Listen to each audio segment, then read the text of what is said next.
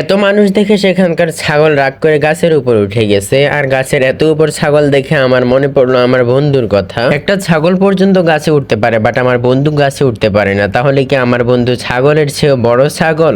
আসসালামু আলাইকুম everyone, welcome to my সস্তা ব্লগ। অনেকদিন পর গতকাল আমার যাওয়া হয় আমাদের চাঁদপুর বড় স্টেশনে। সেখানে যাওয়ার পর একটা বিষয় চোখে পড়ে খুব ভালো লাগে, আর সেটা হলো যে আগে যেরকম আমরা সেখানে গেলে দেখতাম যে সেখানকার অনেকটা জায়গা জুড়ে ভ্রাম্যমান হকাররা দখল করে রাখে। এখন আর সেখানে খুব বেশি হকার দেখা না গেলেও টুকিটাকি কয়েকটা দোকান দেখা যায়। সেখানে আগের মতো এত দোকানপাট নেই, এটা জানার জন্য খোঁজ নিয়ে দেখলাম যে এই যে ক্যামেরাম্যান দেখতেছেন তারা নাকি সেখানে গেলে মানুষদেরকে হ্যারাসমেন্ট করতো। আর এটা শোনার পর চাঁদপুরের প্রশাসন সেখানকার সব ক্যামেরাম্যান সহ সব দোকানপাট উঠিয়ে দেয়। তারপরও গতকাল সেখানে যাওয়ার পর দেখলাম যে সেখানে অন্যান্য দিনের তুলনায় অনেক বেশি মানুষ ছিল। আর এটার কারণ হচ্ছে গতকাল ছিল অনার্সের অ্যাডমিশন টেস্ট এক্সাম, আর এক্সামের পরপরই সেখানে অনেক স্টুডেন্ট যায়। এই যে একটা অবস্থা বলেন ভাই। সেখানে গেলাম একটু একা সময় পার করার জন্য। সেখানে গিয়ে দেখি যে পুরো জায়গা জুড়েই শুধু মানুষ আর মানুষ। এত মানুষ দেখে সেখানকার ছাগল রাগ করে গাছের উপর উঠে গেছে। আর গাছের এত উপর ছাগল দেখে আমার মনে পড়লো আমার বন্ধুর কথা। একটা ছাগল পর্যন্ত গাছে উঠতে পারে, বাট আমার বন্ধু গাছে উঠতে পারে না। তাহলে কি আমার বন্ধু ছাগলের চেয়েও বড় ছাগল? তবে হ্যাঁ, গতকাল বড় স্টেশনের ওয়েদারটা ছিল এক কথায় অসাধারণ। আকাশে ছিল না কোন রকম রোদ,